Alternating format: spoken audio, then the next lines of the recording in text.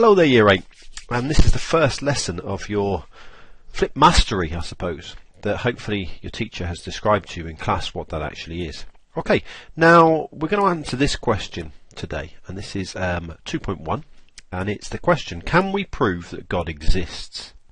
Now, as we've seen in our pre-course, in the Flip Learning stuff that we've done before half-term, as we saw, many people believe in God. It was 80% of the world, 88% of the world who believe in God. Why?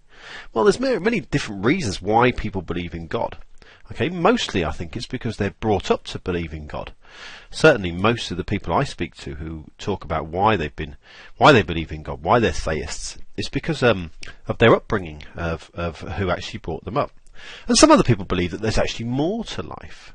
But we're going to look today at whether we can actually prove that God exists. Can we actually prove it beyond all doubt?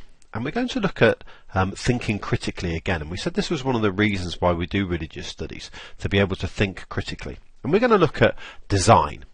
Is the world so complicated that it must be designed? And if it's designed, then it must have a designer. And we're going to look at this man here. His name is William Paley, and you're going to look at him in a bit more detail next year.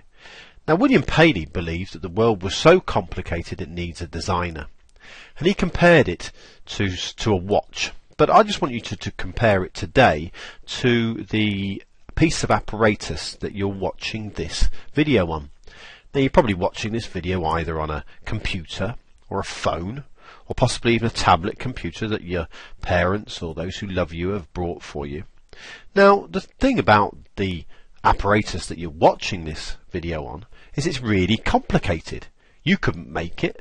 If you could do, then you'd be earning millions of pounds. You wouldn't be sat here in lessons listening to me and watching this hand move across the screen.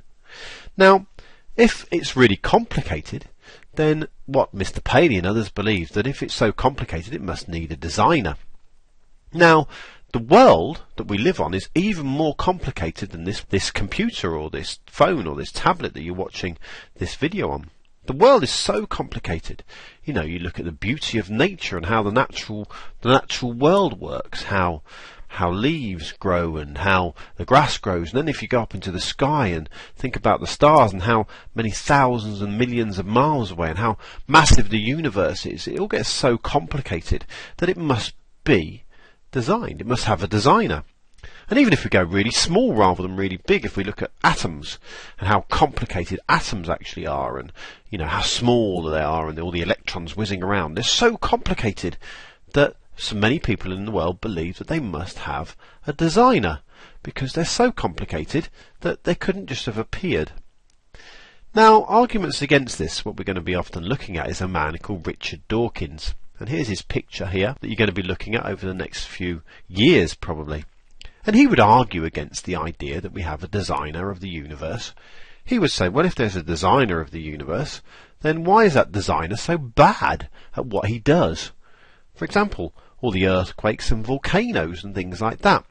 There's so many of them that the designer must have been able to stop them, so why doesn't he? If you look up into space and you've got black holes and things like that, and then if you look right the way really down very small is how atoms get destroyed and how bad things happen to various genes and stuff that people get. So if it was designed, why is it designed to cause us pain? Why do we all get pain in this world? We get diseases and colds and bad things that happen and cancer and stuff like that.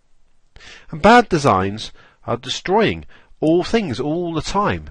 In space, for example, the black holes and stuff like that, and on Earth we can look at things like the design of the seas and things like that, how it destroys stuff all the times. And so, what I'd like to really just to make you think about on this idea of thinking critically.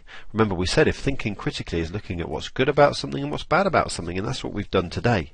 So do you agree with Mr. Paley here, and do you think the world's so complicated it must need a designer? Or do you agree with Mr. Dawkins here and think, well, there's so many bad design things in the world that this designer's not a very good designer if he exists at all? And ladies and gentlemen, I said to you that the question I'm going to ask you the most this year is, what do you think?